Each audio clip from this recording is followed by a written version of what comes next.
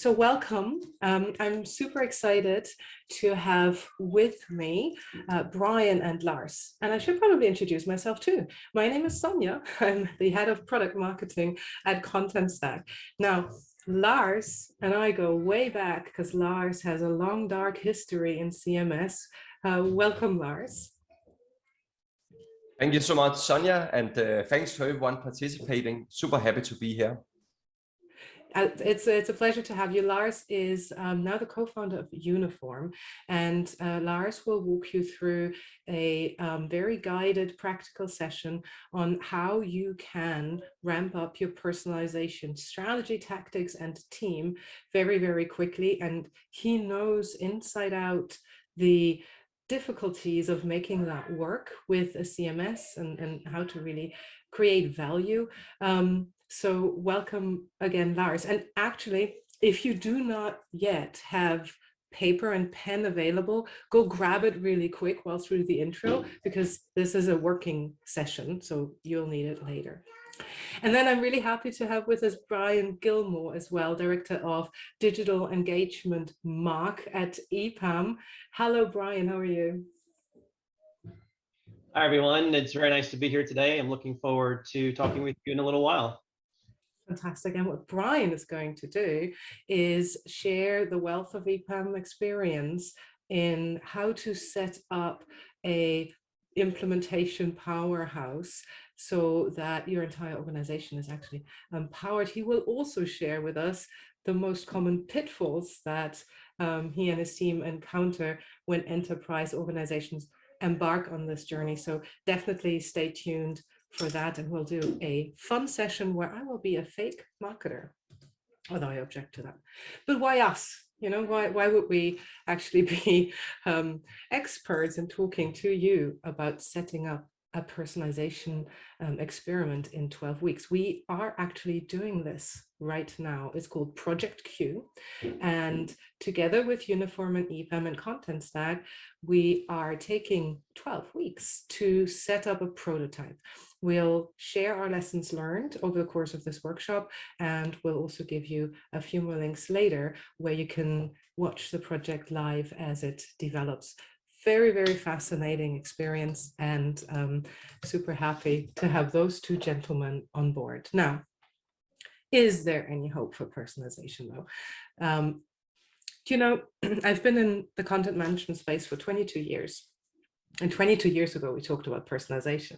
So chances are that you or someone in your organization, possibly your manager or someone on the board that was in marketing, has tried personalization in the past. And I think before we start looking at how to do it differently, we do need to acknowledge the scars and the broken dreams of personalization that you may need to overcome when you are making your case for trying this anew. Gartner last year predicted very gloomily that by 2025, 80% of marketers who have invested in personalization will abandon the efforts. Why? Because lack of ROI, perils of customer data management, or both. And Lars is going to share with you how you can set up your project so you are part of the 20% who actually do it right and will see stellar ROI and will manage to have your entire digital ecosystem in sync to deliver personalization omni-channel. And that needs a new approach. Now, when we tried personalization 10 years ago, the way we operated and the way technology worked was very, very different. We had big, hairy, audacious goals. Remember those? Those were really in for a while. And we had big assumptions that came with those big, hairy, audacious goals that we had to fulfill. And with that came really, really big timelines. And what it felt like when you were a practitioner is that you had this steep mountain to climb. And the first steps were so hard because it was overwhelming where you had to go with zero oxygen, essentially. Technology has come a long way, but also how we operate in an organization, how we operate in a marketing team has come a long way. And if you want to try personalization again, and I very much encourage you to do so because the returns when you do it right are amazing, you also have to adopt a new approach. You have to think small, actually. You have to iterate. Focus on one metric that matters at a given point in time. Start experimenting. Small, continuous updates, continuous iterations. That is actually what will bring you to the peak that you wanted to go to. But here's the thing, where you're going to end up might not even be where you thought you would go because of all the learnings that you're making along the way. And that's the beauty of growth marketing. That's the beauty of growth hacking and agile operations. So again, Lars is going to give you the recipes for that. What is really interesting from a technology perspective is that analysts across the board have acknowledged that no single technology can deliver personalization consistently across all the touch points for very, very different reasons. But in order to really have cross-functional collaboration and to really have a personalization ecosystem, it is important to look at those vendors that do the best job in their respective areas. And that is also why we've, as Contentstack, being a content management system, choose to partner with Uniform as a personalization engine, both of us leaders in our space, and together with the help of an agency like EPAM, you can really propel your projects, your programs forward. Lars is going to show you how. There's a few ingredients that need to come together, and this is a marketing workshop, so we're not going to talk tech, but there's a few things that are really, really important when you start the conversation with the tech teams to be aware of. First, you need atomic content. That's a really cool word, and what it means is that rather than working from, say, a page-based approach, you know, like you would 10 years ago with WordPress, and you fill in your headline and your body and your subheadline and your related links, that no longer works because that doesn't translate to, say, an in-store display or your virtual reality, or even the mobile app is not going to function with that. So what you need is atomic content. That means small pieces of content that can be assembled, ideally in real time, no matter where the channel is, no matter where your customers choose to engage with the content. Now, in order for that to be assembled in real time, you need edge personalization. It's another really cool word. Essentially, what it means is based on real-time algorithms, the visitor behavior, their intent, but also their context and data that you may already have in your customer data platforms, the atomic content is assembled into an experience, and that requires metadata to glue the content, the customer information, and the personalization rules together. So metadata excellence is really, really important, both from a technology perspective, but also for your team to understand how to use that to make personalization work omni-channel. And then what you need as a fourth component is allowing business users to compose this modular experience. So give them not just control and power over the content in any channel, but also about the structure and the logic, so that independently from IT, the business and marketing teams can function, can experiment, can learn and improve and iterate. That is crucial if you want to enable a modern growth marketing team.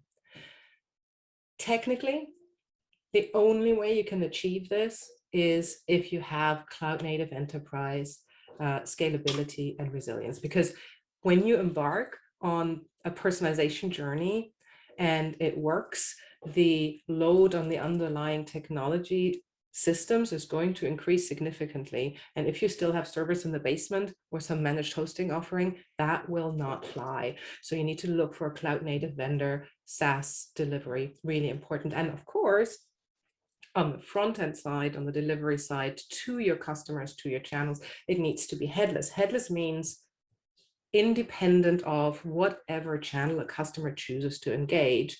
And that means the control that the business teams have goes for, you know, an in-store display in Beijing as much as your website and the mobile phone that your customers have in their pocket. Really, really important technological aspects. Some call that composable. We here call it MARC, and I was challenged to explain MARC for marketers in 2 minutes, and that's like super hard because I could talk about MARC for 2 hours. So really what it means in summary is marketing is in control of the experience in any and every channel. Never again do you have to wait for your tech teams to deliver functionality or upgrades, because all the technical stuff that Mark delivers makes IT super, super, super fast. Also, because it's SaaS, you never have to upgrade your actual product versions. So as a business, you always work with the latest toolkit, always. And you never, ever have to worry about performance, uptime, availability. So it's the only way. It's the only tech base for modern growth marketing teams. It's speed, it's flexibility, and it's power to you. And what that exactly looks like and how to get started with personalization, and I hope I gave you enough time to find pen and paper, Lars is going to tell us now. And we'll quickly do a handover of slide sharing.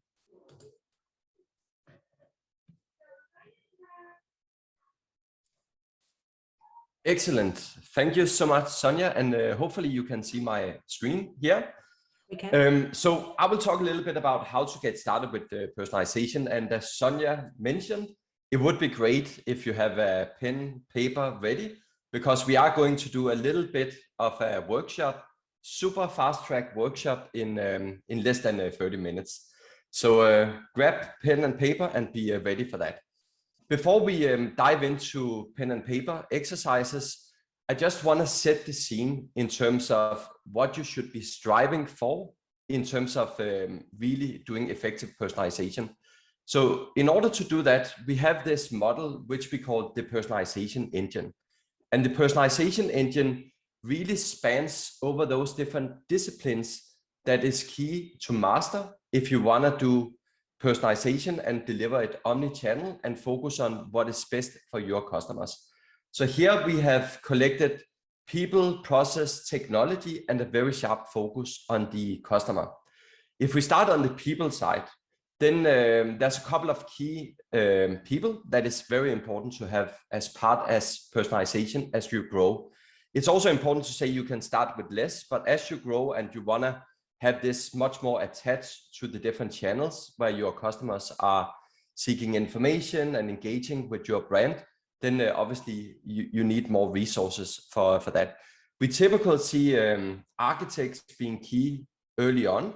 So those that can help architect the experience. You have the operations. So it's also embedded into your marketing ops team, and they work across different channels. And then they can essentially help drive personalization there. And then there's the creative. Creative is both from a UX point of view, it's also from a content point of view. What content is most relevant to visitors with different intent? Process-wise, and this is a really good starting point, you need commitment, and the higher you can get the commitment from, the more successful your project will be. So here it's a matter of connecting it to the metrics that the executive care about and creating the business case for personalization. Then obviously you want to get started, and knowledge is important here. You want to use data, you want to use all the information you have available about your different customers and what is most relevant to them based on their different intent. But you also want to consider time to market. You want to launch fast, you want to get experience, you want to use that knowledge to reiterate and get better and better on optimizing experiences for your customers. From a technology and operations point of view, insights is important. So what signals can you use to understand what intent a visitor have on the website and use that to provide the right relevant experience for them? Obviously, that have to be integrated into the stack, why Mark is such a superior technology architecture to plug this into. Privacy, of course, is important, GDPR, CPA. So personalization, it's not like the old days of personalization where you grab every single data, you store it to a big data warehouse, and you know every single thing about your customer. You have to be respectful. You have to do personalization based on the data that your customers are comfortable with you using. And then, of course, the content is key here. Content is what drives a story. It's what engages the visitors in taking the next couple of steps with you. But content also have to be tuned so it's relevant to the visitors according to their intent. For content, you also want to focus on the velocity so you can quickly launch new content, and it's not something that goes into the traditional campaign planning of we will create this content next month or in a quarter.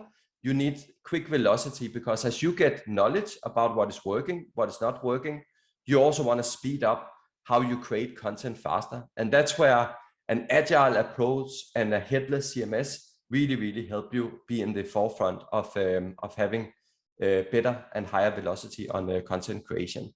And then the logic, Sonia mentioned edge.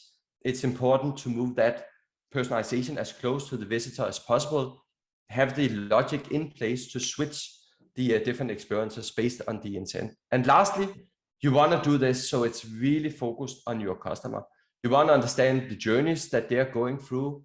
Where can you move the needle so you're not just meeting their expectations, but you're actually exceeding them, and that brings delight.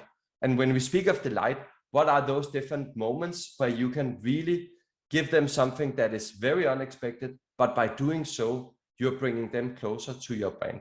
So effectively, in a year or two, if you're just started on this journey, this is the engine you need to strive towards, with people, process, technology, and a very sharp focus on the customer. But where do we start? So a good starting point here is to think about this big engine as being a big elephant. And obviously you want to start one bite at a time. And when you start one bite at a time, then the first thing that is really valuable to do is mapping out intents. What are the key intents that visitors is having on your website? How are you delivering experiences to them now based on that different intent? So here we typically recommend being a mystery shopper. Go into your own site, app, kiosk, and then pretend you are a customer with a specific intent. If it's a site, you might come from searching for a product or service that match that specific intent. What is the experience you're giving them? Because by seeing that, that also helps you understand where you can do it better and where personalization can help you do it better. Then you want to map the objectives of doing personalization to the metrics that your executive cares about. And finally, you begin to map what content is most relevant to the visitors based on their intent. So let's do an exercise here for the next 20 or so minutes. So for the site I'm using as an example, obviously you want to think about a site you have, an app, a kiosk, something like that. The site I'm using for guiding you through here is a fictive conference website called Uniform Conf. So as I'm going through the different steps, I will refer to this conference website, and I will basically build up what are the different intents and signals we will be using to drive personalization of this site. It's also important to just highlight that we do have a Q&A in this webinar.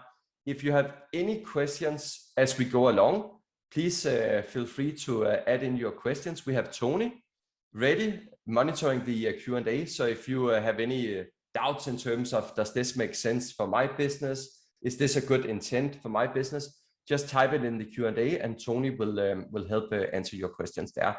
And if you have anything you want to share with the other participants, also let us know that in the Q&A, and then we can bring it up as we go through this webinar here. So this is the site I'm using. For this site, Uniform Conf, what we are looking at here is what is the intent of the different visitors that are coming to this conference website. We have defined that mainly there's 4 different intents visitors have. One, there's visitors that have an intent to watch marketing talks. And then as the opposite, there's another intent where it's visitors that have the intent to watch developer talks. Then there's a third one, which is all those who is interested in speaking at the conference. So those are the ones that perhaps come from a marketing campaign, they are referred to the website, and now they want to submit a paper in order to speak at the conference. And then finally, then there's those that have already registered for the conference. That's also someone with a very specific intent, because now they focus on building the agenda, getting a good experience at the conference. So when we start with personalization, we really have to zoom out and then think about what are the key intents visitors have on our website or users using our apps. what are those different intents that we typically see there. So now is the time to grab your pen and paper, and then for the next minute, write down as many intents that comes to mind for visitors visiting your site or using your app. What are some of the intents that they have? Are they looking for a specific product or a service that you are offering? Are they an existing customer looking for a certain piece of content that helps them better use your products or better use your services? Are they a partner? Is there different levels of partners? Could they be a technology partner, another partner, a more reseller partner? Are they looking for specific research? Could be top funnel content. They are just educating themselves about a specific topic. So write down as many possible intents that comes to mind based on your own site. What are some of the key intents that visitors is having when they visit your site or use your app? So hopefully by now you have a list of a couple of intents, hopefully 3, 4, 5, perhaps even more.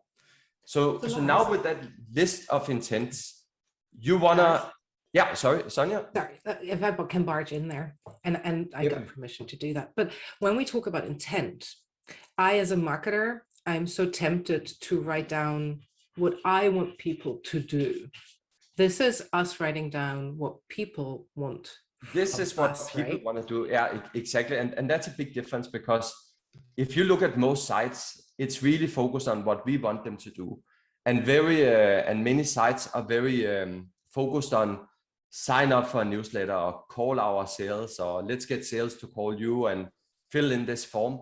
And most visitors, if they are more top funnel, they're not ready for that. They're there because they are educating themselves. They want to check the boxes. Do you offer this? Is this something you have in your toolbox there?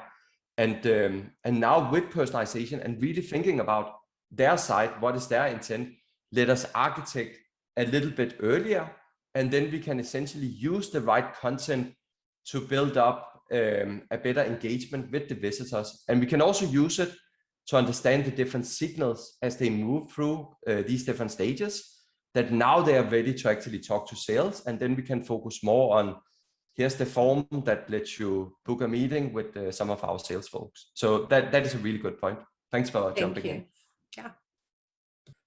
Cool. So hopefully now you have a couple of intents written down. Now what we want to do is prioritize those different intents because they are not all equal. And when we look at prioritization of different intents, we typically use what is very common use in the world of conversion rate optimization. We use 2 different axes here. We use one that is how many visitors match that different intent that you have written down on your paper. And if we optimize for visitors with that specific intent, what is the potential business value for us? So what you want to do now on your piece of paper is looking at your different intents with regards to how many visits have that intent and what is the potential business value. In this example here, it could be that I have someone where I have a decent amount of visits matching this intent. There's middle business value in actually optimizing for it, so it's good. If I have an intent that have equally the same amount of visits, but it have more business value, then this one is great. If I had one where we had more visits actually having that intent and it also have a lot of potential business value, that is awesome.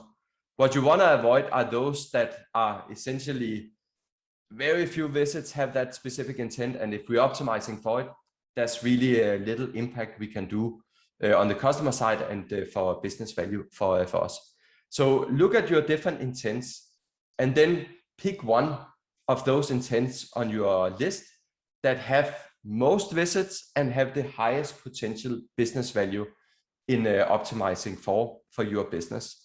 So and keep this in mind. I do a quick grid here. Probably if you have 3 to 5 intents, you can quickly scan it and see this is the one most of our visitors have. And that adds a lot of value for our organization if we optimize for that. So now you should have one intent that come to mind that is the one we want to continue with in this exercise. If it was more a longer workshop, we will do it with multiple intents, but now we pick one. So Lars, those bubbles, right? Sorry? Is that shooting from the hip? Is there 10 weeks of data mining to get the business value? What's your recommendation? When you go into a workshop, you have data. So you also understand what intents different things have. For now, in 20 minutes, it's more shooting for the hip. We all have good ideas about what intent visitors have on our website.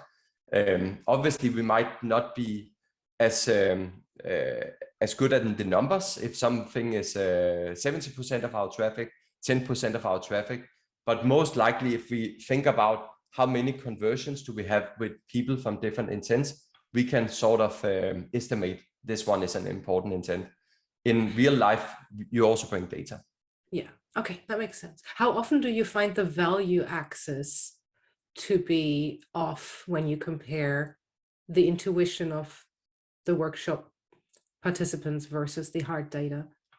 We actually see, that's a really good question. We actually see that there's often a lot of surprises in terms of the value, because most sites have so much key. Let me actually go back a little bit.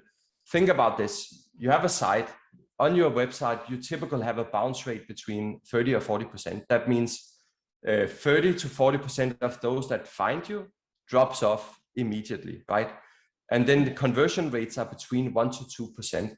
So most sites are actually not that engaging because we are thinking about our needs, and then we have tailored content to our needs.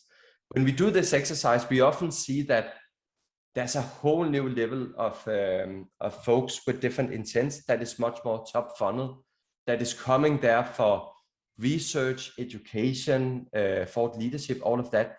And if we move the needle, because there's such a big group, a little bit on them by engaging them based on their intent and what they are looking for, and now we begin to convert more of them, that actually have very, very big impact on the business value there. So we often see that is one of the key takeaways for stakeholders in a workshop, that they realize that we're doing all of this, but then you come to the homepage and everything we show on the homepage is click here to speak with the sales, right? So yeah. Interesting, thank you. So and it is really putting yourself in that mindset of the customer, right? What are they there for? They are not there by an accident. They're there because they have a very specific intent. And the better we can queue in of those intent and personalize for that, the better. Cool. So you should all have one intent now. And then what we want to do next year is, how do we actually understand if a visitor have a specific intent? So we understand that by different signals.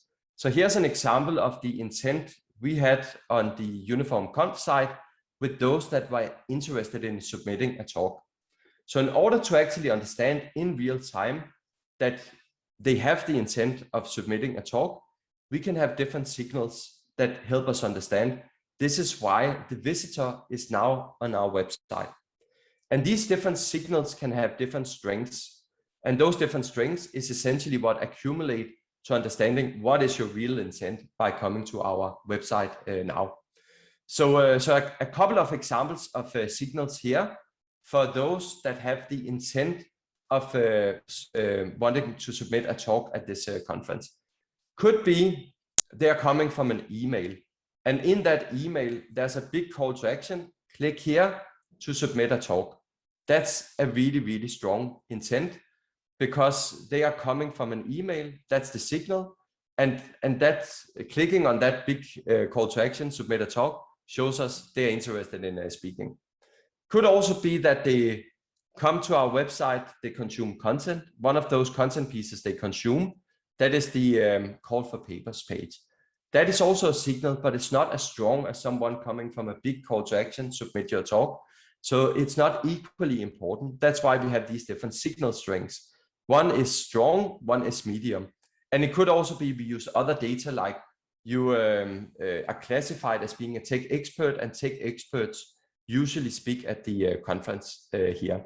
So that's also a signal, but it's less strong than the other ones here. So just an example. What you want to do next is, based on the intent that you have selected, then look at what would be potential signals that can help you understand that visitors on your site or users of your app have that specific intent.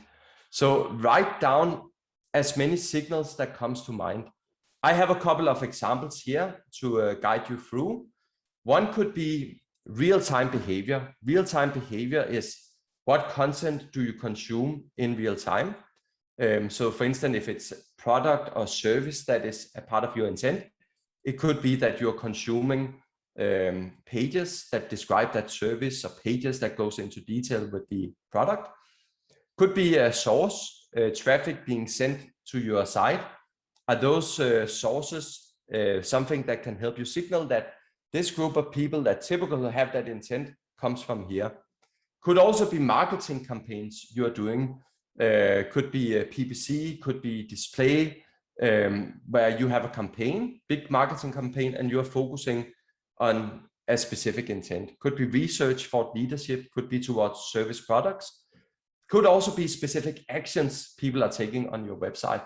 So if they classify themselves as being interested in something, or they signed up for the newsletter, etc., that could also be looking at specific action, conversion data, events, or it could be specific data around your visitors. So write down as many potential signals as possible for your specific intent. What we want to do now, and I will bring this into connection of a frame.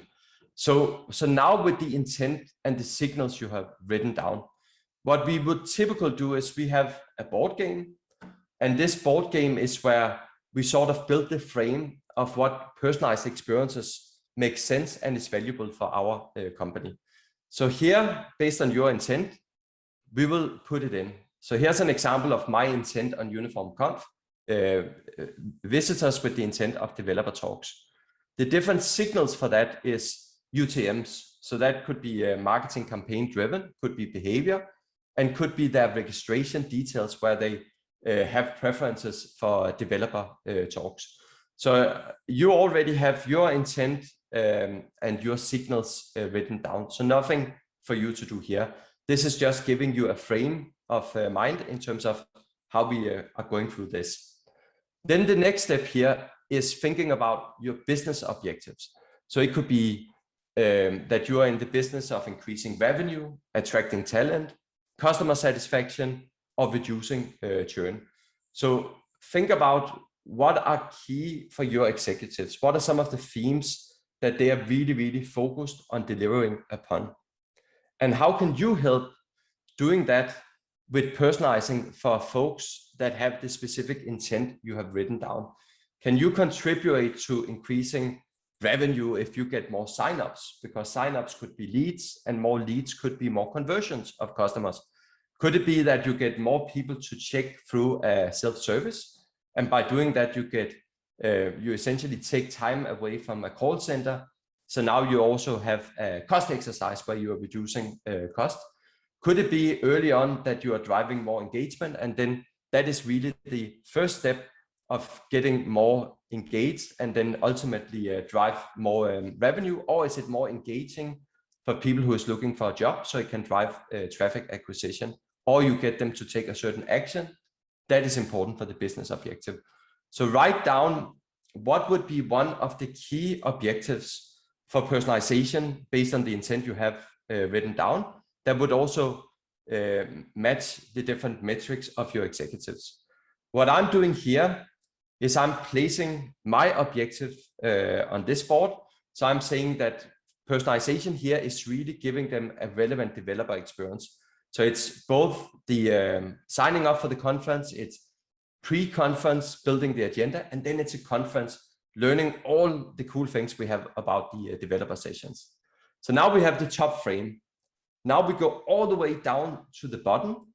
And at the bottom, what we want to focus on there is what are some of the journey stages that a visitor is going through. So for instance, if they are a developer and they want to participate in the Uniform conference, and then they will go through different stages.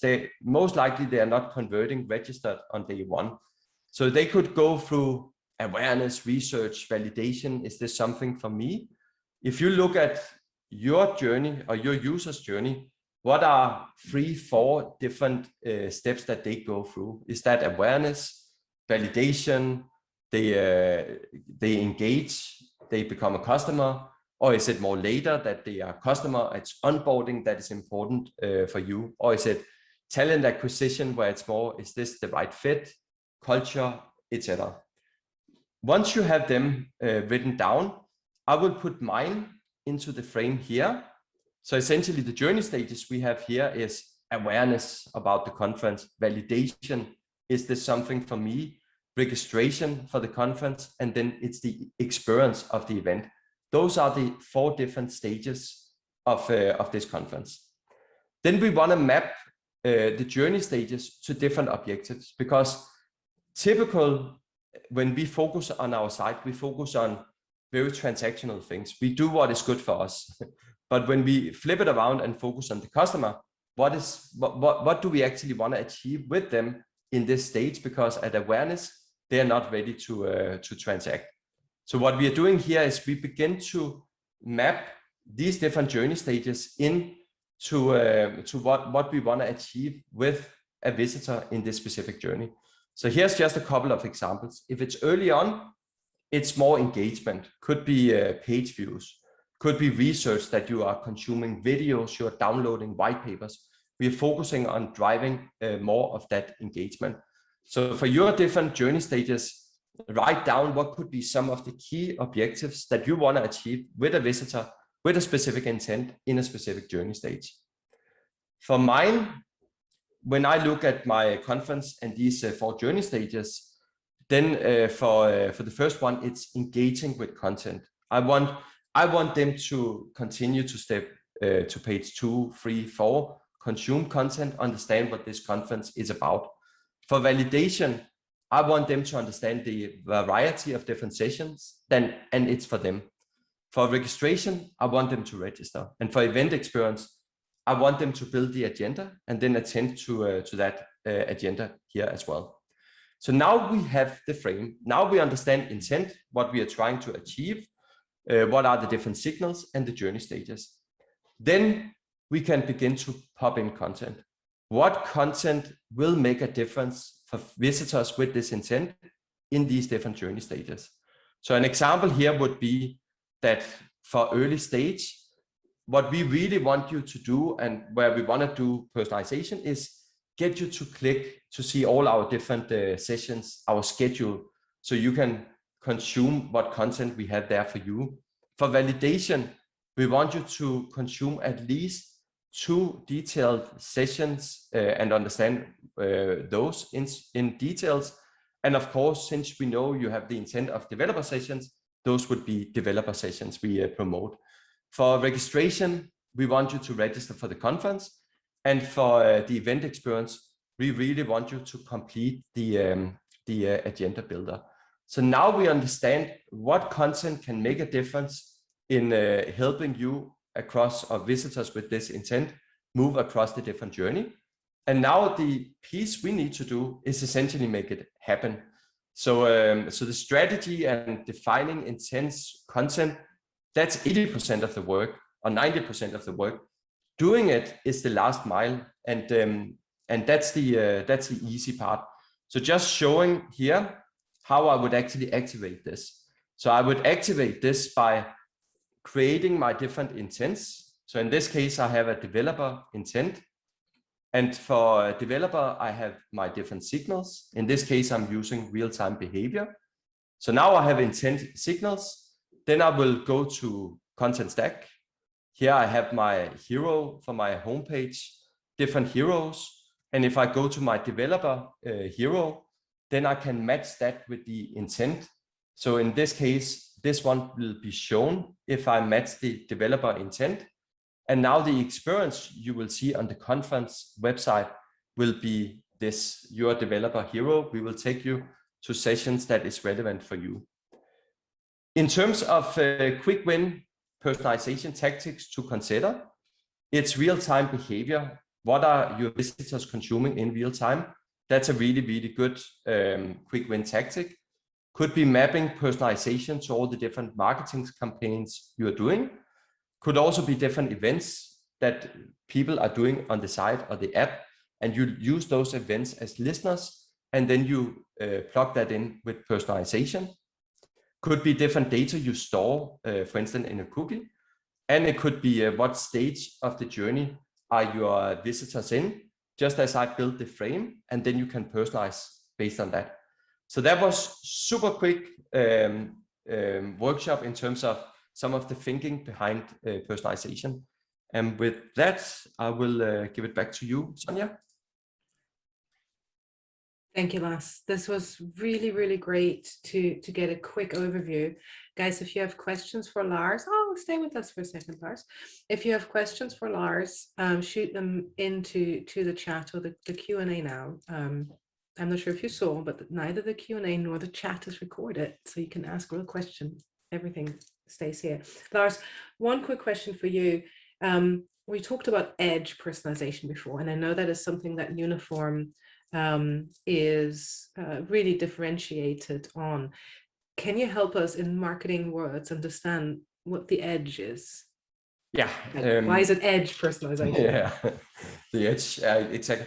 So the edge really means what is the closest server to your customers. So that means that if you have a global distributed audience, they might be in Australia, they might be in Belgium, they might be in US, they might be in different states in US. When they connect to your site, then they connect to whatever data center that you host on. If you move that to a CDN, and that CDN is globally distributed all around the world, that means that visitors from Australia, they will get your site served from Australia. Visitors from Belgium will see them from Belgium. Visitors from Nevada will see it in Nevada, and so forth. So putting it closer to the visitor means that it's much faster. For personalization, edge personalization means that it works from that edge that your visitors are hitting, making it super fast. Where typical traditional personalization, suite personalization that comes with a lot of these suites, they are origin-based, meaning that if you come to a site in Australia, Nevada, Belgium, then they have 1 or 2 data centers around the world. And now you have to wait all the way to the request for that data center, which might be in another part of the world. And now that data center have to calculate and, oh, you need to see this piece of content. And that can take a second, 1.5 seconds. And that is really bad for performance because that influences your Lighthouse score and it will influence your SEO results. So edge, super important for performance, very important for marketers. So even, what I hear you say is even if that monolithic vendor is in the cloud, if it does not have that edge capability, it'll still be slow. Yeah, cloud are different things, right? Cloud typical in a suite world means PaaS, platform as a service. And platform as a service is in a data center that is located in a geolocation. So you might have one in Germany, you might have one in US. If you're from Australia, it's painful. You have 3 seconds delay to Germany and back again. So even though that it's platform as a service, it's hosted in a cloud data center, it's not really edge, because edge is where you're globally distributed, you are taking advantage of CDN, content delivery network, and then you are bringing the logic as close to your visitors as possible. See, it's interesting, isn't it? Because as marketers, we don't, and I say we, because you're not a marketer, are you? But I am. We don't want to bother with things like that. It sounds so technical, but I think it is important that we start to bother with it and understand it, because for the experiences we deliver, it's clearly critical. Absolutely. And Google have just put it top of mind for marketers, because here in June and to August, they are changing the algorithm for how they index sites in search, and performance is one of the key criteria there. And one of the core web vitals that they're looking into is largest contentful paint. So if you're personalizing your hero on your website and you have an origin-based solution, that largest contentful paint will be really, really slow. So now that's a ripple effect for marketing, because now you will be penalized. You could be down the list on SEO. That will reduce the amount of traffic. So performance is really, really critical, and Google made it critical. Fantastic. Thank you, Lars. That makes a lot of sense and is actually a little scary. Now, if you want to run through a workshop like this with Lars and the team at Uniform, stay tuned, because at the end, we're going to show you how you can join a raffle and actually win that. But now that you have your wonderful tactics mapped out, you have to go back into your organization and actually make it happen. And there's a whole set of different challenges that comes with that. Brian, can you help us understand how to do that? Absolutely. Smoothly? I wanted to say right, but there's no right, is there? There's many versions of right. The ones that you want are the ones that have the outcomes that you desire. But this is great. I mean, thank you, Lars and Sonia. You're probably pretty excited right now, and you're thinking, where do I start? So what I want to walk over with you right now is the typical implementation pitfalls. And just kind of like the video game that you might play with your kids, there's many of these pitfalls that you can potentially fall into. But I want to start out with a word of encouragement. And that is dream big. This is a very modern way of constructing your experience journeys. You're adopting Mac technologies for a reason. You want to innovate. You want to try new business models based on your vision for personalization. But at the same time, my suggestion would be look for your first couple of personalization scenarios to get it right. You want to get the feel for things, make sure that you've got your quick wins list that Lars mentioned top of mind. And as you begin to get the feel for things, then you can dig a little bit more deeply as you begin to understand the tools and the platforms. And that actually takes me to my next point about signals and intents. This is very core to your personalization plan. As Lars mentioned a few minutes ago, signals can take many forms. So understanding them, mapping them to the intents to get the right business results is very key. The tools that he showed are a great starting point, but I also want to point out a couple other things. For example, your signals are only as clear as the content that you create. So construct your content and your experience journeys so that your signals are clear. Don't mix your developer and marketer content together necessarily as the two different personalization examples that Lars gave. And you also want to make sure that you're prioritizing those intents that have the most visits and the most business value.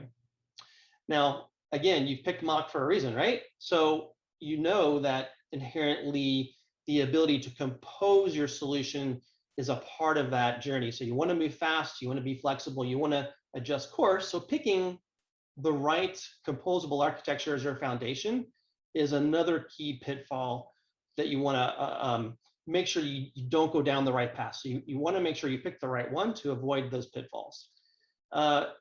So CMS and personalization are two great starting points because they represent your user journey, and it's very easy to layer in other solutions in your mock architecture as you begin to grow out your composable architecture. So you can layer in search, you can layer in commerce, you can layer in your other PIM and other things that you want to include in that very easily. So remember the elephant diagram that Lars had a minute ago? You're probably thinking, gosh, that could apply to my implementation approach as well. We typically see three different scenarios here. We call them greenfield, chip away, or augment. If you're lucky, you might be having the choice of where do I start, because I don't have anything today. It's all greenfield. And this might sound simple, but at the same time, you might be exposed to a lot of choices and you're thinking, gosh, I have too many choices. Where do I want to start? Again, look for the ones that represent the most value. and have the personalization scenarios that map to your most common business journeys. Now, if you have some things in your landscape today already, like maybe you have a very old platform where you're trying to move things into this modern mock technology, you might consider the chip away approach, where you take maybe one customer journey, one experience, or maybe a particular microsite or a service that represents a part of that journey, and begin to move that over one at a time. And then a lot of people might say, hey, I've got the start for a foundation and I want to add some things. So maybe just a very simple augmentation approach might work for you as well. The mock space obviously has many SIs that you can work with, and clearly having one that understands mock and the headless CMS and personalization is key. But you want to make sure you pick the one that is right for your company culture as well. I kind of call this the Goldilocks partner, right? You might have boutique partners that you could be too small or too nichey, a big five that are too big or too expensive.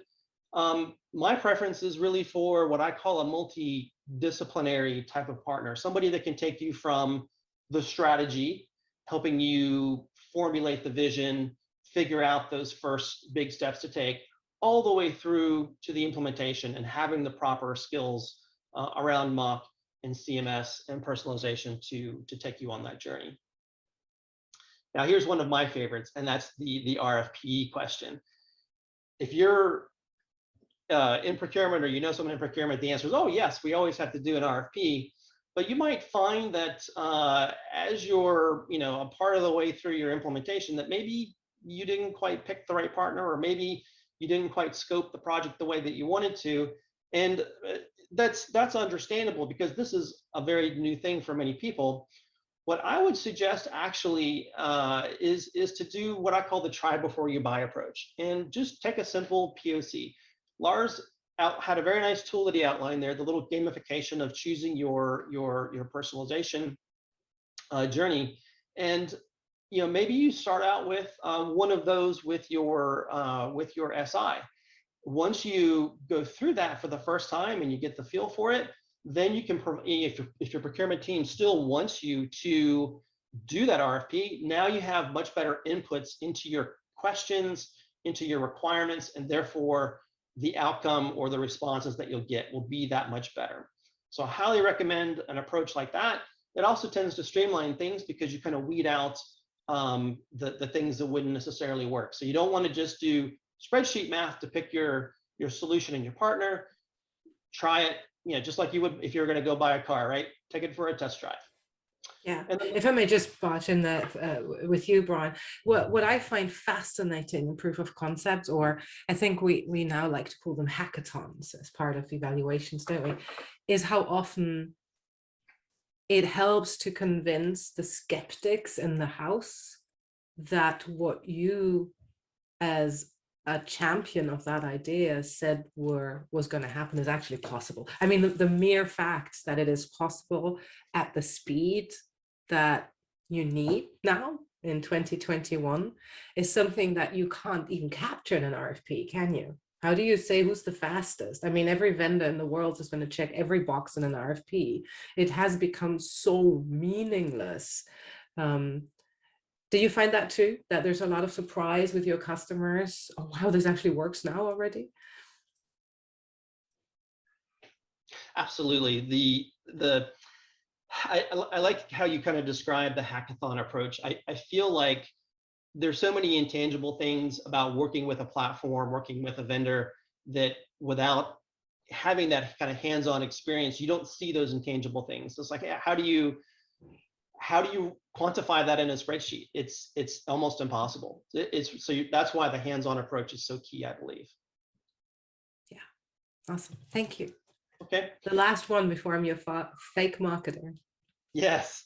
So the last point here is deliver constantly. You want to be on this journey and collecting feedback constantly along the way while you deliver. But what's so cool about this is that as a marketer, you're unleashed.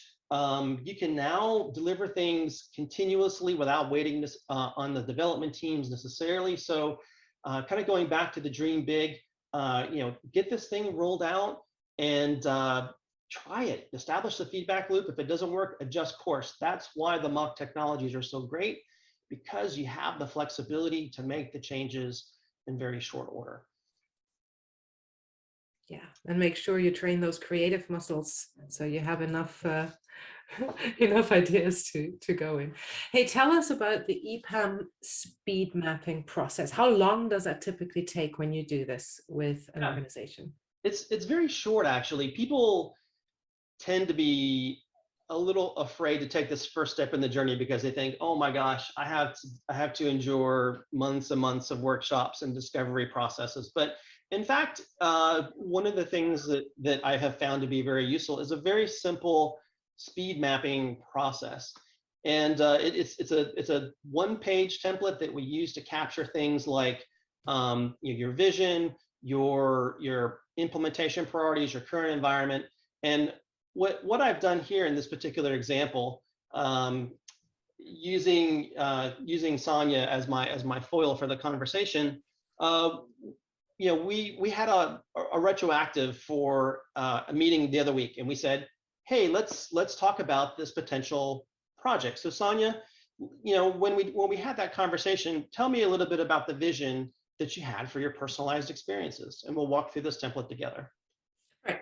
So we have this beautiful conference that Lars just showed us, but now that we are allowed to travel again, we figured we're going to do this in Vegas and we'll meet people again. But then rather than really doing it the old way, with all the ads and all the noise, we wanted to make sure that we create the whole travel experience in a way that's really enhanced and personalized and speaks to our audience in an intimate way and not in this blast everything at everybody way. Does that make sense? It absolutely does. People don't want to travel the same way that they used to. So Sonia, as we went through our conversation, we started to identify several immediate priorities, right? You had a big vision that you wanted to go after, but then there were some tactical things, right? You had an existing platform, and you were trying to envision the first personalized travel packages, right? Yeah, but we couldn't get it out there because we just had those very rigid pages, and there was just no way to get it out both on the website and the app, and that's when I wanted to give up. Yes, so we established some very tactical goals under the immediate priority because these were going to address those pain points that you had. And when we began to think about what does success look like, we talked about conversion rates, marketer efficiency, and just tracking the growth. It's a big difference with personalized products, right? Yeah, absolutely. And this is bottom line business outcome at the end of the day where we're doing it. Mm-hmm. Yeah, a direct impact. Absolutely. But also that's also becoming softy like that. It's also about the marketers being happier, being more efficient. And I think that's really, really important because, like you said, they'll need to fuel this engine all the time. So that needs to happen quickly, needs to happen fast. Yep. Now, you alluded to some of the challenges a moment ago, but we identified that part of the problem was content on multiple sites, no great existing personalization today, and then the slow slog that marketers had to go through, and that fed into that immediate priority, right? Yeah, it just drains the lifeblood out of marketers. If all we ever hear is, no, we can't do this now, we need a quarter. Oh wait, no, we're upgrading, so we have a content freeze. That is 6 weeks, definitely. It doesn't work. Mm-hmm. I tell you what, though, I was very impressed, or more than any of the other things that we chatted about, I was most impressed, I should say, about your personal vision for the personalization. Working with the team in a modern way really shows that you're putting not just the customer, but also the marketing organization first, and challenging the marketers to own that experience. But I was also impressed with your personal vision about, when you adopted Mock, you said, hey, I know this is the start of a journey. We're going to start with content. We're going to start with personalization, but you know that you need the ability to layer in those other platforms. And so you kind of had that strategic thinking as well. So your personal vision, I should say, was very good. Thank you. It is actually really important to me. Fantastic. So the current ecosystem, so just along the way, you know, Sonia, you pointed me to your IT team, so we won't get too much into this, but we wanted to document like what are all the big rocks that we have to build on within your organization, and you know, we know that there was the CMS platform and personalization, of course, but we also know we had to work with your hosting provider, your commerce platforms, your SAP systems, and things of that nature. So that's important to feed into the process. But the potential roadmap, I think that was one of the things that you told me added a lot of value to our conversation, right? Yeah, and it was important for us to really start small. We're still practicing agile processes in our business organization. So we thought the smallest we can go, because it's Vegas, is we're just going to start with launching the US side on Contentstack, and then moving in the personalization aspects of that, look at the post-COVID travel packages, but really like phase that bit by bit, so that we don't have this overwhelming big project in front of us. Yeah. And so at the end of the speed mapping process, Sonia, did you feel like this was a tool that you could take to your executive sponsors or to your procurement team for the RFP? Did this help collect all your thoughts and give some very crisp color to what you wanted to do? I think it made it very concrete. Mm-hmm. And it forced me to think in boxes when I like to dream about everything, and I find it very hard to narrow down all the opportunities I see that I get so excited about into what is actually that first MVP. You know, really boil it down into the essence and what are the tools we need for that, without losing touch of the vision. And I think that's what the speed mapping process helps. It doesn't stop you from dreaming big. It doesn't stop you from seeing the big picture, but it helps to start small and show the first next steps out there. So yes, and I do think, Lars, maybe if you want to come back on video as well, the combination of the speed mapping and then the very concrete tactical advice on when you are in your MVP, how do you set up the personalization logic? How do you feed in the content that is so critical for making it work for your customers? I think the combination of this is a wonderful one-on-one. So thank you very much, Brian. Thank you, Lars. We are 4 minutes over, which is terrible. And I want to say thank you very, very much for you guys for staying 4 minutes. I know you're all really, really busy. So I'll very quickly run through this. There's 2 fantastic workshops that you can win. Like, you've got the sneak peek here, but you can meet with Brian and the team and with Lars and the team and do this for real in your organization. You will get the links and how to enter the raffle as the follow-up email. So a speed mapping workshop like this with Brian and team, 30-minute approximately, and you know, no cost, no commitment at all. You can even do this if you have another agency.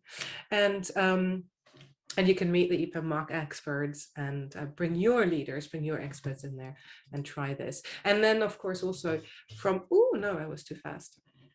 Also from Lars's team at Uniform. This is a little bit longer. This is 2 to 3 hours. And usually there is actually a price tag attached to it. Lars is now raffling one of those workshops for you for free. Also, the instructions will be in the email. When you do sign up for this, please make sure you also really, you know, bring your data, bring the relevant attendees so that you get the most value out of both of these wonderful offers. And then if you want to see what we have actually built and hear about our scars and hopes and dreams, you can see that at the DX Summit, July 29th, 21.